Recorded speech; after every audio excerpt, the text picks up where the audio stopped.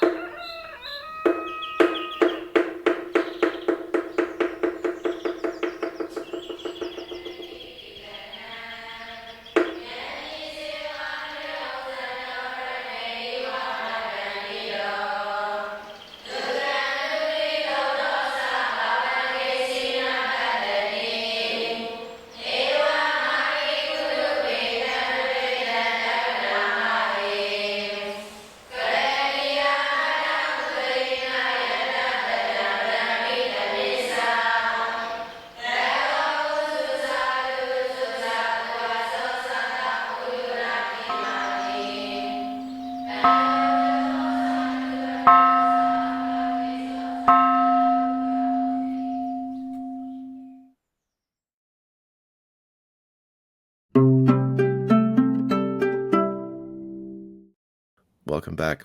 Today I'm joined by 2 guests, Chan and Mo, who are both based in the United States and trying to find novel ways to tackle the difficulties that are faced by Myanmar people who are trying to access even what we might consider to be one of the most fundamental and basic human privileges, and that is education, especially now during the difficulties that the coup has represented. So Thank you. My name is Lwin. I am a program manager at the Asia Center at Arizona State University. I'm also a PhD student in Innovation and Global Development program, IGD program, and I am currently working on this Diversity and Inclusivity Scholarship Program, or DISP, administered by USAID. Hi, my name is Momo. I'm a graduate student at a Northern Illinois University.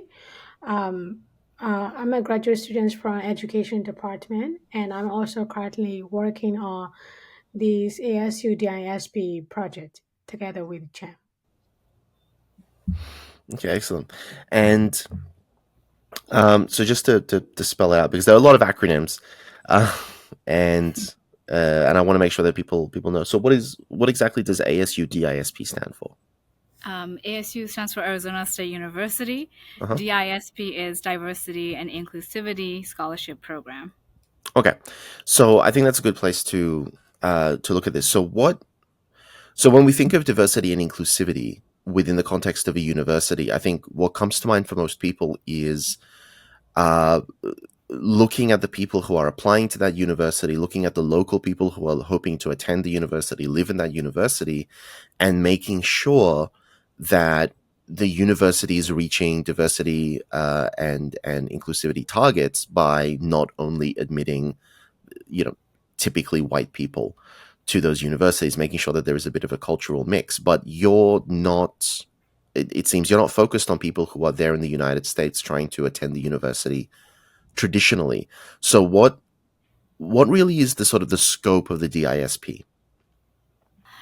So the DISP is actually a bigger project administered by International Institute of Education, IIE, and so this is a part of the $43 million funding that United States AIDS Department, the USAID, has provided.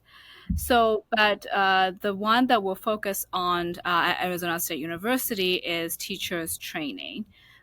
So this is just one of the grants under contract.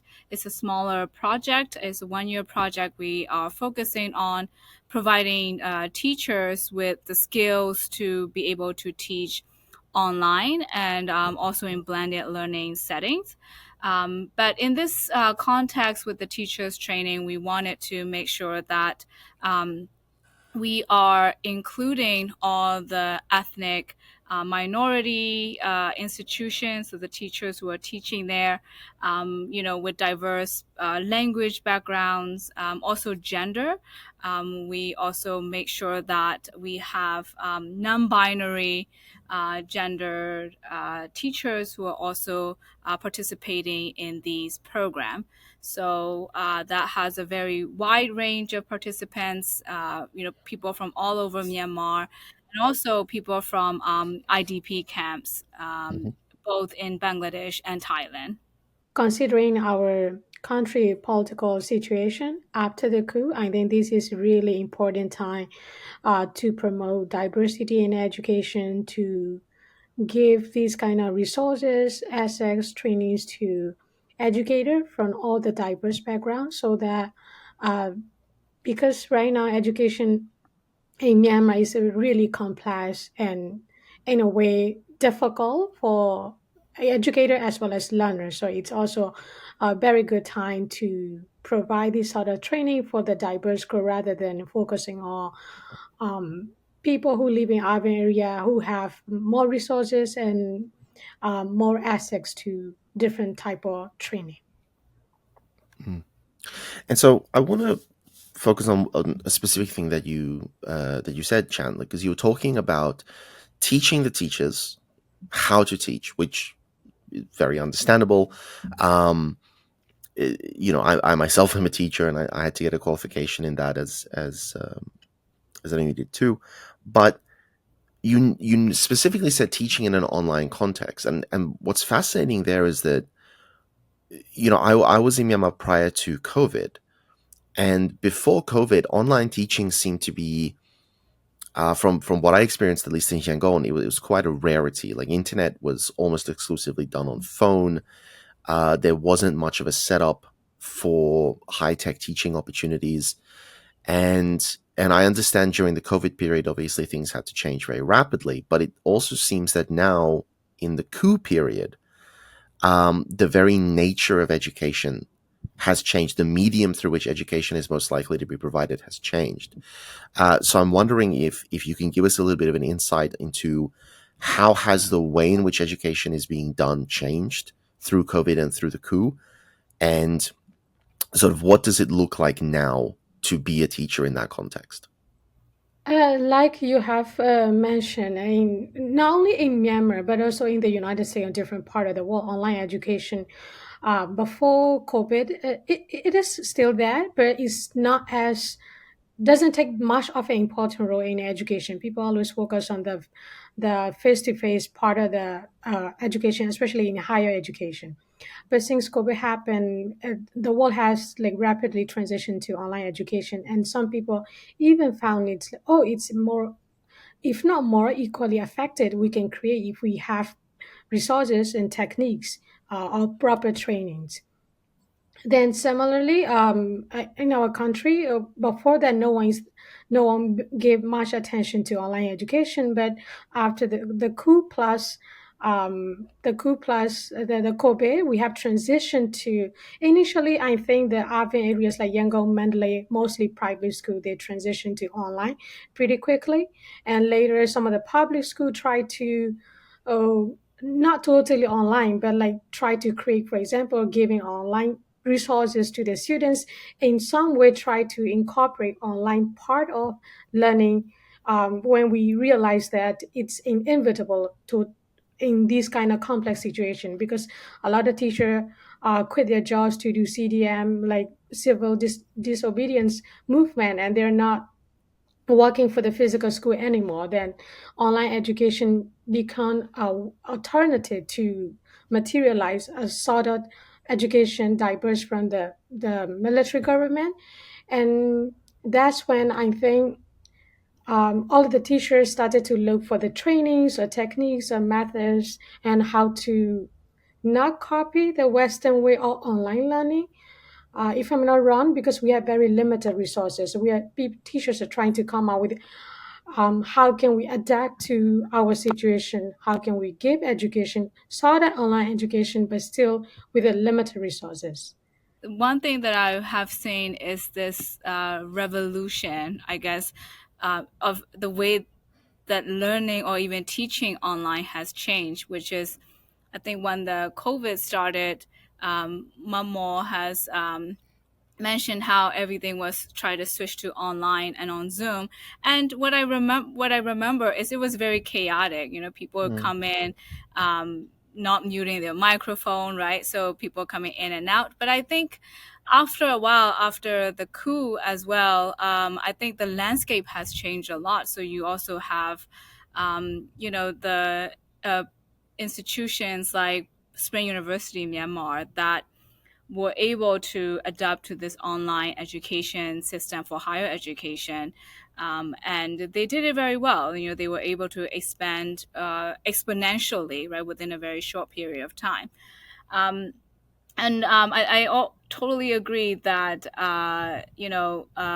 in Myanmar, the context is completely different because you have these areas that have access to internet and maybe even electricity, but you also have these, stratified areas that don't always have access. So, but I think the areas that have access to internet and stable, access to energy, I guess, electricity, I think learning environment for students are pretty much similar to the Western environment, meaning a lot of these students, the kids, the younger generation, this is their, their bread and butter, their digital generation, right? They grew up with online learning platform. They grew up with, always on the internet, the younger generation. So I think this is, like a fish in the water for them. Mm. And I do wonder about that because when I was there, I actually lived on Bansuoranlan. There are a couple of schools there. I would see them when I walked past. And one thing that I noticed about a lot of Burmese public schools that I saw was a design that probably was necessary for space reasons and planning reasons, but the design for me as a teacher was absolutely unthinkable. Right, these classrooms where you had a relatively narrow, very long room. Students seated at wooden desks, one behind the other, behind the other, behind the other. And the room typically made of a hard material like concrete. And you'd have the blackboard at one end. And I heard anecdotally that people were saying, like, look, if you're at the back of that room, the echo is bad enough that you can't clearly hear what the teacher is saying. The blackboard is far away. And if you have any sort of eyesight problem that hasn't been diagnosed yet, then you have no hope of being able to read what's on the blackboard.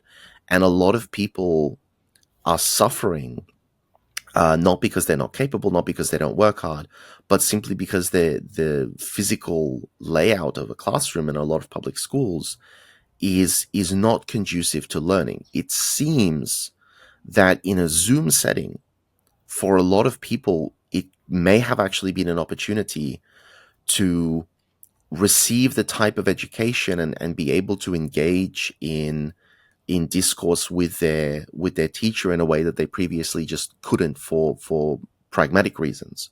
And I'm wondering whether you have any anecdotal information or any actual sort of research information that indicates whether there were improvements in outcomes for students simply because of the transition to online teaching. I haven't read any of the extensive publication on the issue. It's a really good point, but also difficult to give like definitive answer. Like you mentioned, in the past, the physical resource is limited. It might have a different impact on students because of the school resources infrastructure. At the same time, Zoom also have a similar problem. Some students might have a good internet access, using a laptop to join. Some other might be using a cell phone, a tiny cell phone with a shaky internet. So basically, it might also, I was wondering, might have those kind of issue. I have students when I was teaching, giving these summer English courses. Some students say, "Oh, I'm really sorry because my internet is not stable and I don't have the data anymore. I will join. Can you send me the video later on? I will join next week. I'm really sorry. So I think in terms of that, like not like in a different way, I think it still have an impact, but the limited resources still have an impact on the students regardless of the format change. Yeah, I think regarding access, you will still see these differences. And I honestly don't have any empirical data on it. I haven't done research on it, but I was trying to think of my own experience as a student in Myanmar and comparing it to, uh, being a student on Zoom. I think something that is missing, obviously, I think Momo has said, not only the internet access, but this face-to-face interaction with the teacher, right? So a lot of the time on Zoom session, you will see students, muting their microphone because they always have these background noises, in their family, a member in the background, people cooking, whatever it is. And you also have students who turn off their camera, right? Either for security reason or again because they're not in an environment that allows them to turn on their camera. So that, it's not always a good solution to kind of replace this face-to-face interaction that you would normally have with the teacher. And another is this side conversation on Zoom. I think, once you start speaking, the other people are muted and you can't Yeah. really hear the other person anymore, right? Mm. But in reality, in these classroom that you're describing, I actually went to a school in Bahan. And the best part about school was, having these little side conversation with your friends right next to your desk. Yeah. And then, so this kind of friendship, camaraderie, and even talking about homeworks, right? So, sometimes even though you don't have access to the teacher, if you don't have access to tutor, you can always come early to school and ask your friend, poke them and say, hey, how do you do this problem? Yeah. So I think those kind of components are still missing. And I don't know if we have actually came up with, a better solution for these kind of issues. Mm. I think it's quite fair. Um, and so before we get sort of too deep into that, I want to go through with you and understand what exactly it is that you guys do, because as with everything, it sounds simple on the surface. Like, okay, we take the teachers from Myanmar who need the teacher training, and then they go and they get the content from the Arizona University, and then they can learn to be better teachers. But what does this look? First of all, how do you find the teachers in Myanmar that are going to come into this course, and then what is it that those teachers are actually doing? How are they studying? What is it that they're learning? What language are they consuming their content in? What is the actual process like, and how long is the training? So when we started this project, or when we actually pictured this project, conceptualize it, I guess, we already have a bunch of contact people inside Myanmar. One of them is partner institutions, ethnic institutions like Mon National College, or even Spring University in Myanmar, who we have MOU with. So when we're talking about these, organization and talking to them and asking, what kind of things do you need? And they were saying, well, we kind of want teachers training, how to teach online. And lesson design and classroom management, how to engage with students. So we decided to pursue this project. So it has two phases. Phase one is where they take these courses at ASU, with a weekly Zoom session that Momo is leading. And the second phase is for them to be able to develop their own curriculum that suits their own local situation in their own language.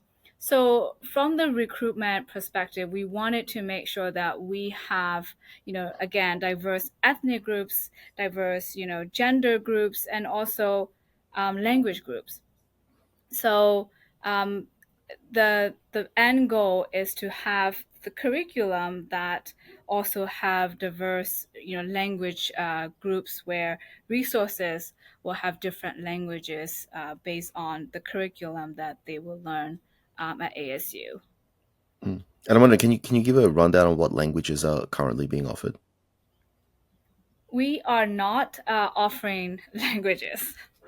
So the main language that we use when we're conducting these Zoom session or even courses, right? So these are not courses that we're teaching. These are courses that are designed by Arizona State University professors who are, this is their specialty. And so these are already designed by those, and they're already pre-recorded videos and interactive, learning platforms. They're already done. It's all online, and these are asynchronous courses. And then we have a component that Momo is leading, which is these Zoom sessions, where we discuss these content, right? Because a lot of these courses are designed for Western education system. But these Zoom discussions is where we talked about how do you adapt it to your local situation, Myanmar situation. And the main language that we try to use is English as well, because we have, again, ethnic teachers who doesn't speak Burmese as their first language or even second language, right? So we wanted to be able to accommodate to these ethnic teachers. Also, we have Burmese teachers. So if we are needed during the Q&A session, if we are needed to be switched to Burmese, we can do that. And also, Mamo can speak another ethnic language. So if, we have a participant who wanted to speak that language, we can also do so. So we run Zoom session weekly. Before the Zoom session, they have to. So basically, we gave them a schedule. What kind of, even though they are required to study 6 modules and 6 courses, different modules in different courses.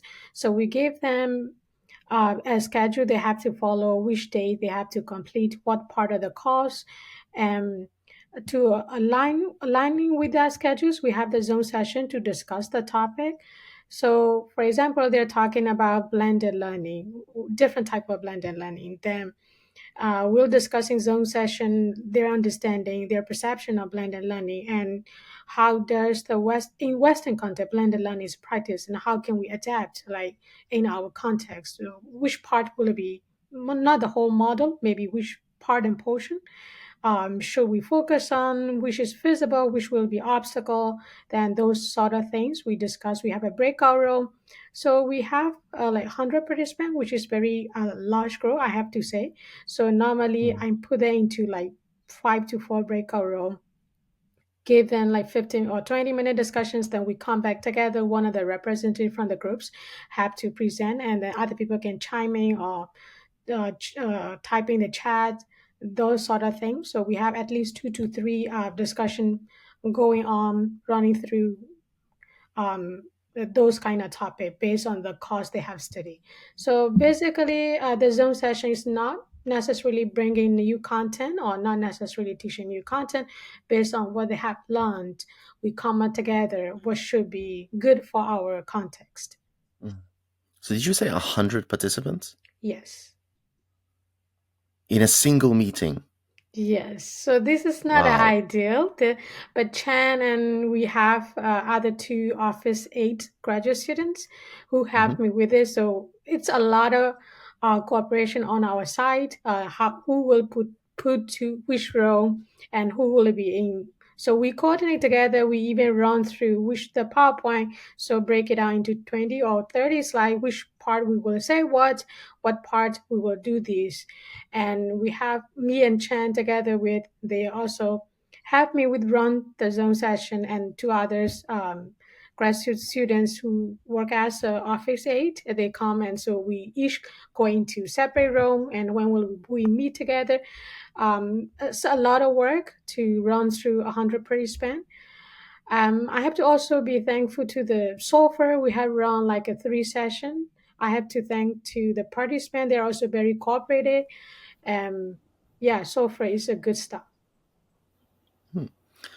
Okay, that's that's pretty intense compared to what I was thinking of. And so I know that some of the participants, as you say, are located in IDP camps, and I don't know much about what an IDP camp is like, but I imagine that it would be very difficult under those circumstances to be able to study, to be able to join in a Zoom meeting, to be able to get regular access to internet.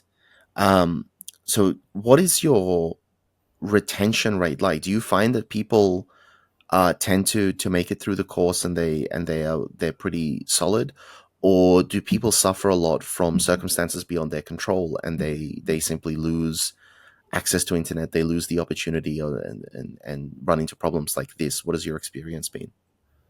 With this particular project, we have run only 3 Zoom sessions. So far, we have like 90, over 90 participants out of 100. So Okay. all 3 Zoom sessions. So I couldn't say that's pretty normal for losing 9 to 8 people for out of 100. Hmm. And they also send us like request letter in advance. Okay, I have this going on. I might not be able to join this week. The rain is so hard. I have no connection. They let us know, let us short messages or anything in advance. So we kind of expected some participant to miss the class. Um, Hmm. yes. So far, maybe because it's difficult to say, definitely give definite answer because we are only 3 week in. But as of right now, we don't have a lot of retention rate. They're very motivated. Maybe due to the Hmm. situation, they want to get connected with other peers and talk about it. They're very excited. So not a lot of retention rate. We have over 90 participants joining each session. Okay. Okay, I mean, that's pretty good news so far. Um, so I want to go and start looking a little bit at the philosophy, the education philosophy, and the methodology here. Um, Before we do that, let's just sort of look at education in Myanmar, like even pre-coup, pre-COVID, education in Myanmar seems to have had a number of issues associated with it. I definitely noticed an enormous disparity. The difference between public education, private education, and international school education was earth-shatteringly large, much larger than the education disparities that I've seen here in the West between public education and private education. Although obviously there is a significant disparity. Um, but what do you guys think the education in Myanmar as a philosophy or as a culture or as just uh, an industry limited by pragmatics and funding and opportunities and logistics? What problems do you think education sector in Myanmar was really facing in trying to deliver high quality education and therefore high quality life opportunities for students across the country? I think thinking about education like as a formal education system didn't really exist prior to the colonial era. We have these monastic educations, that are Buddhist monks that are leading these sessions. And then, it's usually education is for the court, right? If you really want to become someone who works for the king, then you probably go to these monastic education system. But I'm thinking about the education system during colonialism and maybe a little bit right after the British left, which was what I heard. I didn't experience it. It was a pretty good system where you even have, students from Nepal or these other countries that will come to University of Rangoon to be educated, get the degrees. So I think up to that point, we had a pretty good education system, although, it's actually the British curriculum. But I think after the military coup in the 60s, it's completely changed. And, I one of my research is about ethno-nationalism, which, the education was used as a tool, it's a weapon to shape the minds of the young generation to think in a particular way and not to question authority, right? So that strip away a lot of these free thinking, critical thinking skills that you would normally have in the education system. So, you have about 60 years of this kind of education system before the reform in 2015 or 2016. But before that, it was a pretty rigid system where you have the curriculum that's designed by the Ministry of Education that you cannot stray from the textbook that they publish. And most of them are one-sided, right? Very Burma-centric or Burmese-centric curriculum that you kind of shove it down, into other ethnic areas. So that's, the kind of over, I guess, a bigger picture or the short history of education system in Myanmar. Yeah, Chen sum up pretty nicely the history, how did it went down our education system. Yeah, since the military, since the 60s, I think the limit of the system, how the system focus on teacher fronted education, because they don't want to train the students to make a movement or to be a critical thinker. So even the education designs to make the students to follow the rules, to know fads. Those are the basic cause or the objective. But I have to say, like around 2016, or when the country started to open up, that the younger people, that generation around that time, they started to have more access, like especially with the help of the internet, and it has been changed tremendously during the around that time. So along with that, the education system has more transition to like, even though in public education, like for example, like corporal punishment used to be a thing when I was young. I went to Myanmar private school, but nowadays, even regardless of private or public centers, you couldn't do that anymore. The society, there might not be a punishment by your workplace, but there will be a punishment by the public or by the society. So it has been, the change has been here, but not much as we would like to be, probably because of the limited resources, but still the change is happening, like Mm. how we think of education. And I think it's a very good thing. But I do remember being very shocked and surprised by some of the things that I experienced as a teacher. And I think going back to the point of the decline during the military period, I did go, actually. I had the fortune of going to a PhD seminar by somebody. She was a U.S. researcher, but at the time, U.S. researchers weren't allowed to travel to Myanmar for some reason, so she had to do it through an Australian university.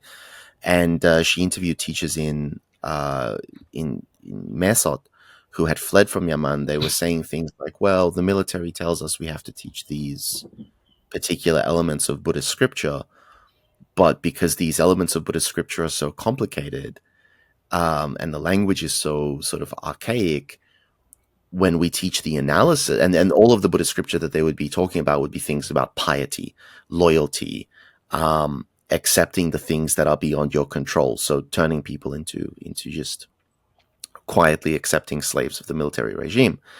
And she was saying, well, the teachers would say that we can teach the analysis in our own way. So we can try to insert little pockets of free thinking into the curriculum that the military has given us, which was specifically designed to prevent critical thinking from happening. But there were ways for teachers to push back.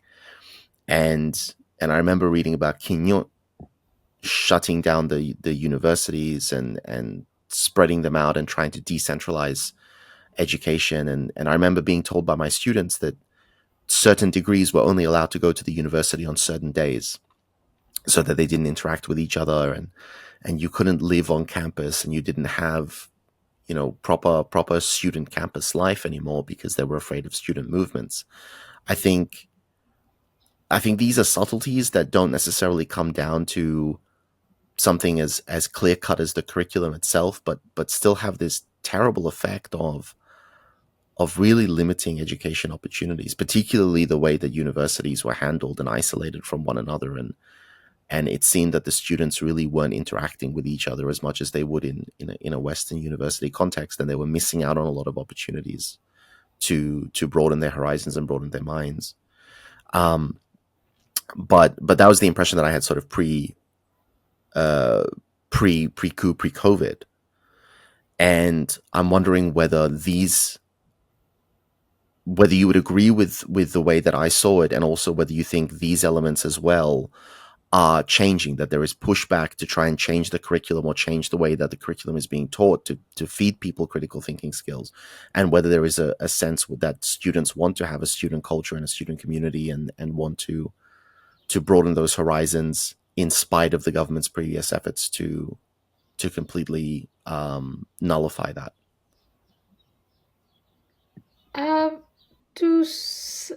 So if you say these things are still happening pre-COVID, I have to disagree from my personal experience coming from. So I still work for a university till 2018. I came to US 2008. I used to work for a university in Myanmar. So these are the thing that you have mentioned are totally correct for my university days. So when I was a university student or even grad school students in Myanmar, these things are happening. We don't interact with other university, or we don't have a lot of events going on. We just go to school, study, pass the test yearly. That's our main goal. And even when I started becoming a university teacher, 2009, things are still the same. But before I resigned my job, like things were changing, because I remember vividly, like we have the students' election. They run by themselves. So in our university, we have the student election, and each major they nominate themselves. This kind of event, and then we have the student-led, like say freshers welcome, like for as a whole university led by the students. And we have like water festival, all led by the students. We have the beauty pageant led by the students. We have debating. So things are progressing, but of course after the coup it will turn back to the previous situation. But before, like 4 or 5 years right before I left to US, I think things are progressing tremendously. I was so happy. I always tell people, uh, I'm I went to the university because I read a lot of novel when I was in high school, romanticizing the college people, like college teacher. That's what I imagined to be. But when I became teacher, it wasn't working that way. But at the end, before I resigned, it was working towards what I have imagined to be our university in Myanmar, how the students are leading themselves, like they're making their own poster, like vote for me. They have their own slogan. So that was very like, how shall I say, that was very nice to see. That's kind of a change environment, the students taking initiative, even a leadership role, not only forget about critical thinking, they are taking initiative, like leading things. So yeah, things has changed and will change. I believe it will change if we can get a proper environment or resources to the students. I think that's really good to hear, because I remember I used to prepare students for university life in Australia. That was one of the courses that I was contracted to teach. And I remember trying to explain to them, student politics, and that there are, student political groups, and there are student elections, and I remember them being just so shocked almost that, like, no, like, you wouldn't, why would you publicly involve yourself in politics? And I don't know what that was. I assumed it was just this inherited sort of fear that if you're too openly involved in politics, then somebody might notice that, and somebody might, punish you for that. And I assumed that had been inherited from their parents' generation and their parents' generation before them. So I was completely unaware that things had progressed that quickly, that far, on university campus. So that's really actually very, very optimistic and very boldening to hear. So I'm happy about that. But I do then want to turn to something that I think Chan mentioned this actually very early on in our discussion, that one of the goals that you have is not just teaching teachers how to teach in an online context, but you specifically highlighted that you were trying to teach something that is different than the Western style education, something that is much more appropriate to context.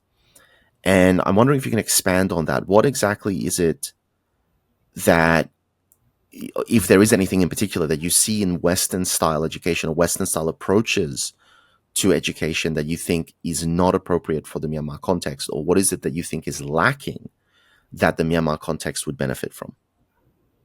One of the main issue is, again, when you teach online or blended learning environment, not everyone has internet. So then, how do you adapt this sort of thing, right? Is it flip classroom, or is it something completely different? And I think that the second layer of it is that we're also trying to kind of get the educators to think about what are the values that we have as educators, which are different from the West. And another thing is bias. I mean, one of the courses that we have in this curriculum is avoiding bias. And as you probably know, bias in the United States is different than bias in Myanmar. Mm-hmm. In the U.S., one of the, I guess, biggest thing is race. You look at someone and you see someone skin color or race, and then you have these prejudice that consciously or unconsciously, right, that someone is making, presuming about this person, stereotyping the persons based on their appearance. In Myanmar, it's a little bit different. We were talking about, in Myanmar, it's not just race, there's ethnic groups, so that it's not skin deep anymore. It has to do with accent, right? So if you were one of the ethnic groups that are on campus in Yangon, you may get some teasing, right, about your accent. So things like that.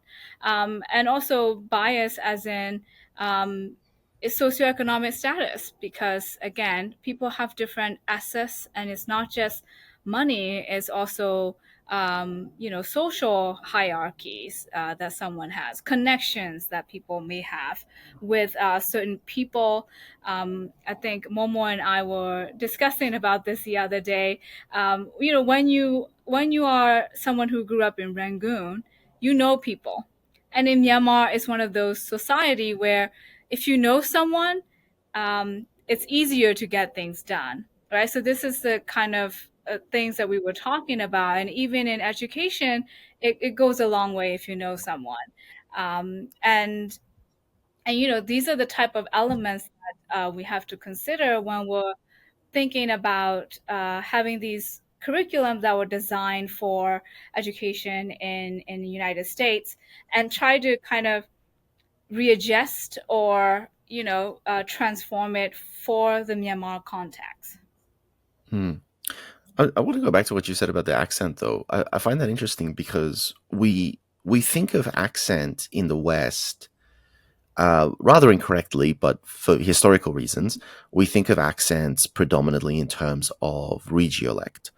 And so the very stereotypical thing might be to say, well, you've got the accent of the people from the city, and then you've got the accent of the people who come from the surrounding rural areas, and they tend to have a certain way of speaking, even though even now in the United States, there's a strong shift away from regional pronunciation towards a manifestation of a much more socially entrenched difference in pronunciation. So we have what we call sociolects and ethnolects as well, right? Different ethnic groups tend to speak with slightly different cadences and slightly different pronunciations. But I'm wondering, what is it like in the Myanmar context? Because once again, we would anticipate that the pronunciation of people who go to a school where presumably they come from the local community would be relatively, homogenous. Like there are differences in Burmese pronunciation from, say, Mandalay region, Yangon region. But what sort of differences in accent would you be picking up, and what would those accents tell you about a person in a Myanmar teaching context? So it's not this kind of social or regional sounds. So let's say we have different diverse ethnic group. For me, Burmese is not my first language. This is my second language. So at home, my family still speak Rakhine, Arakanese. Mm-hmm. So even at school growing up, we learn Burmese. I'm really good at writing, reading, anything like novels, singing, but we never speak. So the time I moved to Yangon, that's the only time I properly speak Burmese in my life, like the whole conversation. So when I speak, I felt like I'm so good at writing, and my grammar is perfect, my vocabulary is a top notch. But when you speak, but you rarely have a chance to practice. Nobody speak Burmese in my home or at my school. So when you really speak, you have your mother tongue influence. It's kind of obvious, especially the first time or it depends on the type of people. So people smile at you. It's not a big deal, but like, okay, I sounds different in my mind. It sounds okay, but like when I actually speak, so I'm speaking from my own experience. Then other ethnic group, maybe Kachin, Kayin, it's not like outright saying you have something, but still people know you are not from the local region right away. So I think it's also interesting. Like I improved my accent within a year, pretty good. But my mom and dad still like every time they come into town, like you talk, because once we speak, they know we're not from here right away. They feel a little bit embarrassed. So, yeah. Okay, that's interesting. So you went through your primary school and high school in a local area. Yes. And of course you're surrounded by relatively homogenous styles of speech, but then for your tertiary education you had to make a move, and suddenly you're thrown in with a whole bunch of different people from different regions. Is that correct? So even for university education, it depends also from basic education to higher education, any sort of education. If you go to local area, the teachers still teach the same task, but they use their own language, not Burmese. So we use Arakanese in our Rakhine State, even at a university context. Unless you have a teacher coming from Yangon or Mandalay areas, they will speak in Burmese. We understand, but we don't respond in Burmese. We respond in Arakanese. So also, this teacher also find it difficult for a couple of months to adjust to the student replying back in the local language. But later they got used to it. But we never really formally speak Burmese, even regardless of any education context, if you're in the local area. Only when you go to like Yangon, Mandalay, or middle region, where Burmese is the first language or predominantly used, we use Burmese. But so it's quite interesting, because with Rakhine, like you call it a language. I don't fully see it like that, but either way, it has a relative degree of mutual intelligibility with standard Burmese. So you can have someone coming from Yangon, you can have someone coming from Mandalay, who can learn to adjust to either, they can attune the ear, and they can learn to understand the Arakanese, and likewise you obviously can can understand the standard Burmese. But what if we had a situation, for example, in Mon, or a situation in Karen or Shan, where you can't just go to Mon State and pick up Mon, in a couple of weeks, and you can't understand anything that the student says. It's totally unintelligible. And same with Shan, and same with Chin and Kachin and so on. Like in those cases where you have no intelligibility, um, does that just mean that there is a very high degree of isolation between the people working in the education sector in these states and the people working in the education sector in the central parts of the country? Or are they pushed from a younger age to do their education in Burmese because they know that they're eventually going to have to do their tertiary education in Burmese? Do you have any insight into what their approach is in those regions?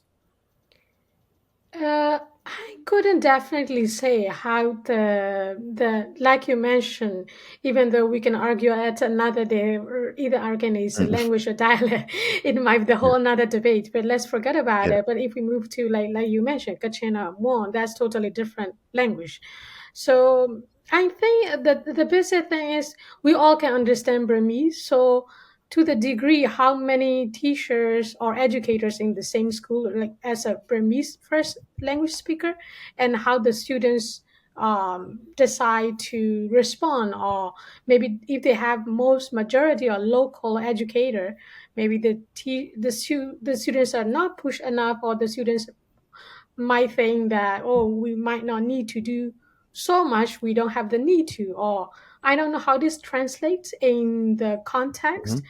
So yeah, I couldn't really say, but I think in terms of like understanding and literacy, everyone can understand, read and write, but in terms of speaking, Mhm. might be slightly different degree how you practice depending on how you grow up, which school. Even in Kachin, if I go to a school where half of the teachers are or like Yangon or Mandalay, maybe I respond to it, then I got used to it. Or still I learn Burmese, but my areas there are local teacher, then I don't necessarily have to use the language. Might be a different Mhm. scenario. I think it's very broad to generalize their experience. Yeah, I think some of the NGO that I worked with has kind of some of the issues that Momo is mentioning, which is having Burmese as a first language, as a national language, causes issues in some of the regions, exactly that you mentioned, where Burmese isn't really a close language of their regional dialect. It's just something entirely different. But at the same time, they're kind of being forced to learn this language. And most of the time, because they don't have teachers that are qualified to teach, in their own language in this public school situation, then you have these teachers from, mainland Burma fly out there, not fly out there, I mean transported there to teach, and their approach was, sink or swim. You either swim in this Burmanized curriculum where everything is being taught to you in Burmese, or you sink. And I think that's one of the main friction that we have in education system, is that this uneven, I guess you can call it access, or even the lack of mother tongue based curriculum is causing a lot of issues. And I'm guessing one of the outcome of it is that, right now you probably see a lot of the ethnic organization have their own colleges and universities, right, where their language, their mother tongue, is the language that they're being taught in these universities, not even Burmese anymore. So we're starting to see these shift. And again, you can always look at the main cause is this kind of forced Burmanization in education. Mm. Okay, that makes sense. And that seems to have been like a very long standing policy of the military, but one that was always kind of doomed to fail, I think, fortunately. But I want to also focus on another element here because you specifically mentioned gender diversity as well. And that's one that we don't quite think about as much. I think, especially within the Myanmar context, we think a lot about ethnic tension for obvious reasons, but we don't really think about gender and diversity. And my impression has been post-coup, from what I've seen and from people that I've spoken to within the LGBT community, that there has been a general trend towards increased recognition of and increased respect for people who are gender diverse. But I also very much get the impression that it has historically been quite difficult for people who have sort of LGBT identities to, if they're known, if it's known that they have this identity, it's difficult for them to get into teaching because teaching has such a peculiar position within Myanmar society and Myanmar culture that there would be this, I don't know, a bit of a clash of saying, well, we don't necessarily feel it's appropriate, for someone who might be gay or might be trans or whatever to be a teacher. So I'm wondering what insight you can offer us into gender diversity in Myanmar education previously, and also whether you have seen any changes to that happening more recently. I think in the education sector, not only, I think what you just said, the teachers are not non-binary, right? I remember I went to school in, public school in Rangoon. This is the capital, so we're not, compared to other regions, you can say progressive, but not really progressive. I remember I had a classmate who uses male pronouns. So as you know, Burmese, we have gendered pronouns, and referring to yourself as male pronouns, which is pretty common. I refer to myself as not because of my identity. It's just sometimes some regional stuff too. You just say your jano, right? The male pronoun. But when you respond to a teacher, like yes, that response is also gendered. So there's only two gender, right? Male and female. And I have a classmate who was it's kind of, you can kind of tell that she was a non-binary, but at the same time, you don't say these things, right? But her response was a male response. And the teacher would not let her come into the classroom until she changes her response to female. Wow. And that was a very tense moment that I remember. And, it was an embarrassing, situation for her. And it was a very awkward situation, because I myself, again, I refer to myself as a male pronoun, jano, but when I respond yes or no, then I respond in female. But when you don't conform to these, I guess, categorize pronouns, then you get discriminated publicly. You get shamed publicly. So this is 90s, early 90s, maybe mid 90s, but nowadays, like you said, the people are more accepting of these non-binary identities, but at the same time, I think it's still marginalized. You have LGBT communities, but I think a lot of the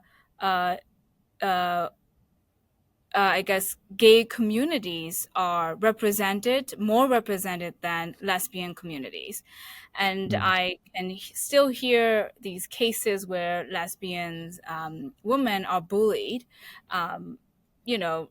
sometimes even sexually abused in communities. So, I mean, I won't say that, things have completely changed. I mean, it has progress. I mean, it progressed a little bit, but I don't think it's still an ideal situation yet. Okay. Okay. And so do you think because of the because of the position that teachers have, like we hear this thing, the three categories, the parents, teachers, and monks, because of this maybe pseudo-religious Yeah. cultural sort of respect for teachers, does that make it harder for someone who is not really a paragon of what society considers to be a quote-unquote normal, upstanding member of society to become a teacher, or have people as society in general, because you were saying previously that even if teachers don't face repercussions from their teaching institutions for things like corporal punishment, society can still these days hold teachers to account. Do you think that society has moved away from that veneration of teachers and has started to say, no, like teachers are people, and teachers come from a broad range of walks of life, and that's fine? Where do you see society's interaction with teachers taking that? Well, I would say it depends on institution and communities. Again, some communities are progressive enough that this isn't an issue anymore.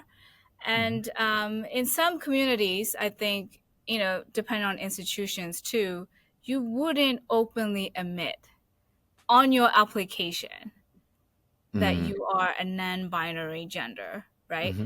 So, I mean, I think it's, again, I can't say, oh, in Myanmar, this is the case, because it's very different.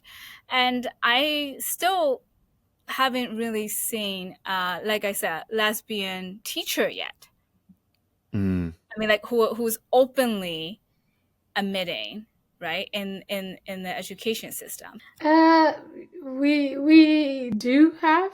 I have seen or met like this lesbian teacher, but like Chen had mentioned, they don't claim themselves as lesbian, so people kind of know. It's like an open secret. People kind of know, but like the person themselves doesn't identify. So um, it is hard to group. Then, oh, we have a lesbian teacher when they maybe so. For it's a very complicated issue for anyone to identify or not to identify. So it's not my place to identify them if they don't want to identify. But we do have the teacher, but things are progressing slowly, I have to say.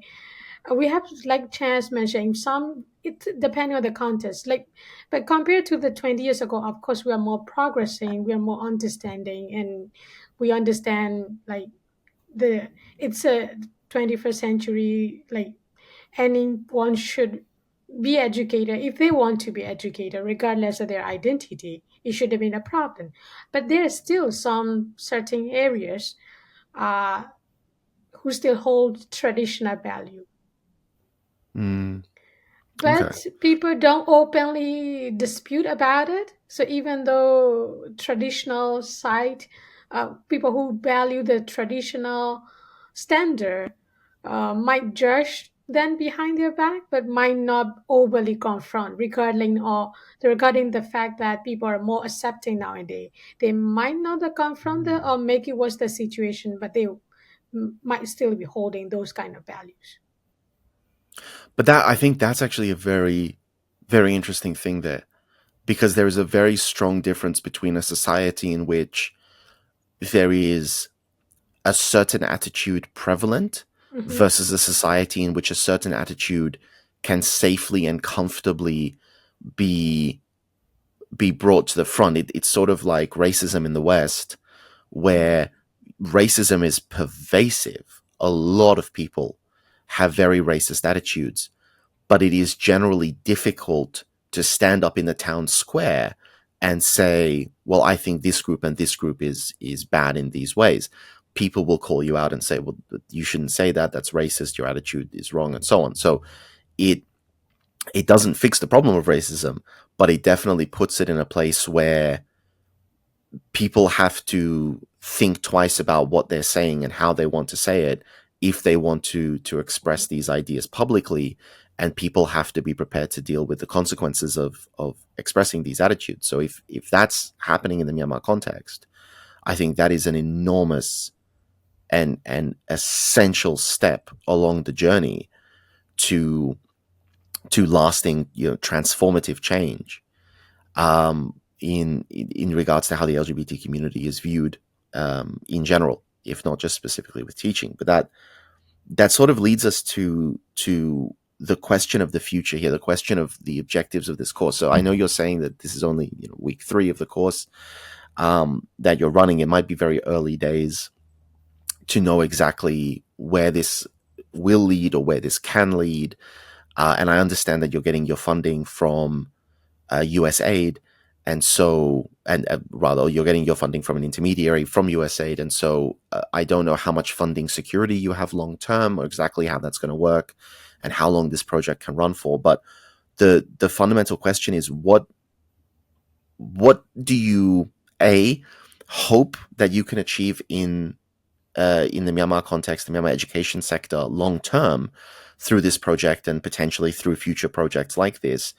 And B, on the more pragmatic side, what do you actually think you can feasibly and sort of achievably do through this course? What impact do you think you can have?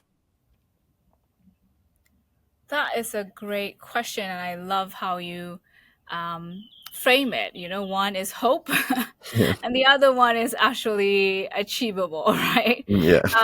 So yeah, I think what we actually hope to make a difference is in the long run. We are trying to aim at what does a federal education system look like, because we don't even know what federalism, I mean, as in, not that we don't know the federalism, we can't really agree on the definition of federalism in Myanmar. I have talked to many, institutional leaders, some ethnic group leaders even, and what I really want to make it happen is the bottom-up approach, starting with the educators, to be able to see what the other educators in other regions are doing, what they're facing on their daily life, because it's very different. In some region, you have access to internet, pretty stable environment. You also have regions where people are running away, almost every week, either because of flooding, because of bombing, right, attack, air raids, so on and so forth. So because we wanted to start reconnecting these teachers again, from different backgrounds, from different regions, from different communities, that they don't just exist in an isolated silos. And we wanted to have a collaboration, again, from bottom up approach, is starting with the teachers. How do you collaborate, and how do you picture an education, the future education of Myanmar, not by an administrators, not by, leaders, or not by presidents, right? But as more collaborative approach from the teachers. I guess that's the hope, I guess. The actual achievement, which is, the funding that we receive is just 1 year, is what we wanted to provide is not only the resources for this group of teachers. I mentioned the second phase where they will develop their own resources in their own languages for their own communities as open education resource, which will go on a platform, the same shared platforms, so that people can not only share their ideas and their modules and their own experience with each other in the program, but also to their own communities. During phase 2, another group will be doing teaching the teachers or training the trainer, TOT, program. Again, is to kind of spread this knowledge and spread these ideas about not only the curriculum change, but also collaboration. That's a seed that we want to plant with this program. It's never easy, especially when you have limited resources. But all the educators, including Mindset and Chan and everyone, we're in here working for education sector in Burma. I always joke around. This is my joke. Working in education, I will never be rich. I wasn't rich. I won't be rich either. But we've been here for a long while. Me together with all the participants, educator. It means we want to contribute to the development of education in Myanmar. And change wasn't easy, won't be easy, and we couldn't do it alone. So I was hoping this should be like a start to think how we should, a small start, like how should we start with ourselves, try to make a better content, better lesson for our students, and together collaboratively with our peers to create more comprehensive, a better learning system together with our community. Yeah, that was the only hope, to improve ourselves and together to improve or to create more for the community based on our context and region. And I think that that's a really important point, is that you're not just trying to have a program that runs forever. Partially because pragmatically we know that programs don't run forever because funding dries up, because that's how things work. But also because I think the most effective projects are those that are designed to empower a group of people to continue to do the work. And in this case, it's not about you becoming the sort of preeminent hub of teaching teachers, but rather disseminating that knowledge and then allowing people to continue to modify it and change it and localize it and contextualize it.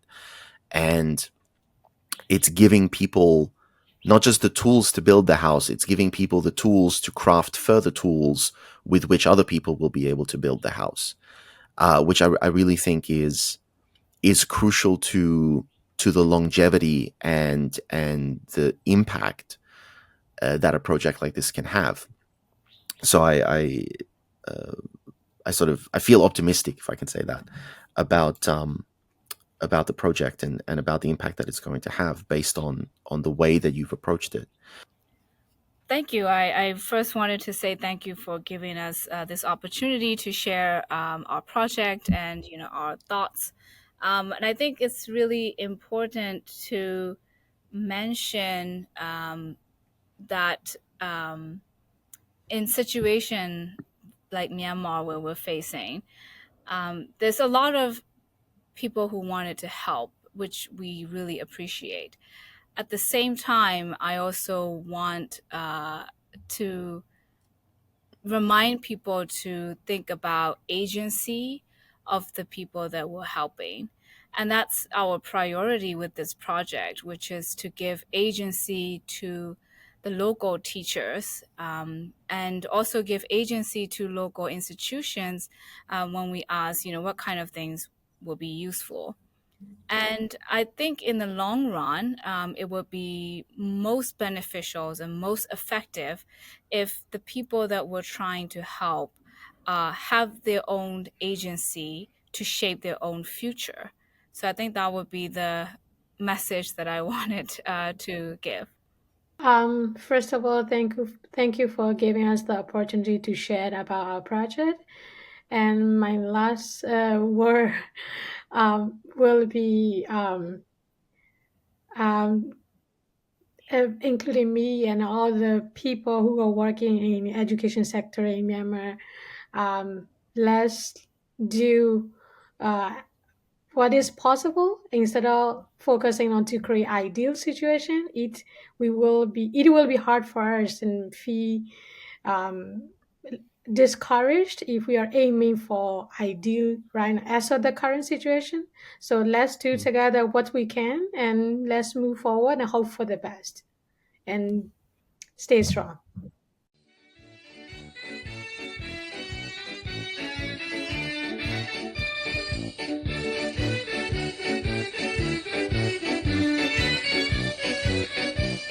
We want to take a moment to introduce you to our nonprofit Better Burma's online shop, which features handicrafts sourced from artisan communities scattered throughout Myanmar.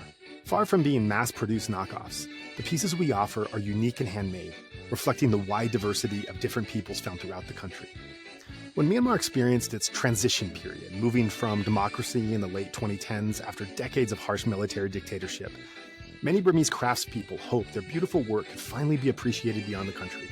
When Myanmar experienced its transition period, moving towards democracy in the late 2010s after decades of harsh military dictatorship, many Burmese craftspeople hoped their beautiful work could finally be appreciated beyond the country's borders. But sadly, this was not to be so. Following the military coup, many skilled artisans suddenly found all possibility of continuing their livelihood closed off and began struggling just to feed their families.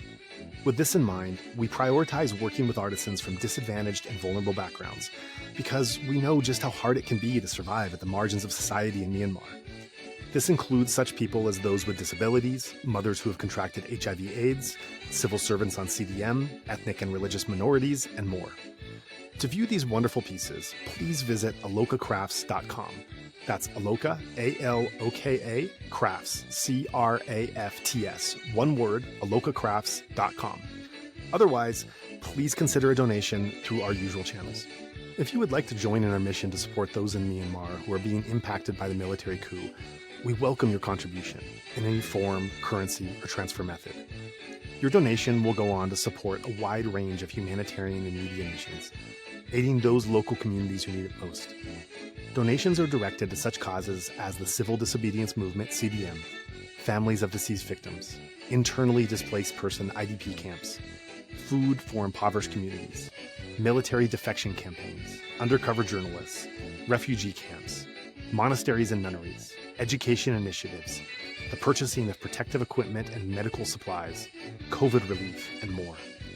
We also make sure that our donation fund supports a diverse range of religious and ethnic groups across the country. We invite you to visit our website to learn more about past projects, as well as upcoming needs. You can give a general donation or earmark your contribution to a specific activity or project you would like to support, perhaps even something you heard about in this very episode. All of this humanitarian work is carried out by our nonprofit mission, Better Burma. Any donation you give on our Insight Myanmar website is directed towards this fund. Alternatively, you can also visit the Better Burma website, betterburma.org, and donate directly there. In either case, your donation goes to the same cause, and both websites accept credit card. You can also give via PayPal by going to paypal.me/betterburma. Additionally, we can take donations through Patreon, Venmo, GoFundMe, and Cash App. Simply search Better Burma on each platform and you'll find our account. You can also visit either website for specific links to these respective accounts or email us at info@betterburma.org. That's Better Burma, one word, spelled BETTERBURMA.org. If you would like to give it another way, please contact us. We also invite you to check out our range of handicrafts that are sourced from vulnerable artisan communities across Myanmar, available at alokacrafts.com. Any purchase will not only support these artisan communities, but also our nonprofit's wider mission. That's Aloka Crafts, spelled ALOKACRAFTS, one word, alokacrafts.com. Thank you so much for your kind consideration and support.